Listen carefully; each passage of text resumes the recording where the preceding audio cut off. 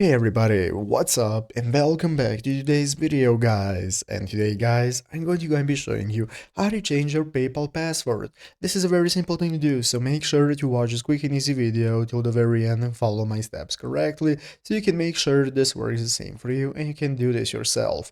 But yeah guys, let's get straight into it. So first things first, you're going to go and be opening up the official PayPal website right here, paypal.com if you've not already, and after opening it up, you'll be greeted by the main page. So what we want to do is first log into our account in the upper right corner. You're going to have the login button that's going to enable you to log into your account. If you do not already have an account, you can just go and create a new one. And after logging in, you'll be greeted by this home page right here. So this is going to be our main page right here where we can take a look at our PayPal balance. We have our recent activity, we can send money, request money, and so on. And now we can get started. So basically guys, if you want to change your password, it's very easy and only takes a couple of clicks. So where we can find the option for changing our password is right here in the upper right corner in the settings menu. So you want to click this gear icon right here in the upper right corner. That's going to open up your account settings. As you can see, we can manage our account settings from here, our security settings, data and privacy, and so on. And basically all the options for managing our account are right here. And if you want to change your password, it's all going to be available right here in the security settings. By clicking security, it's going to open up your security settings where you can take a look at what your password is.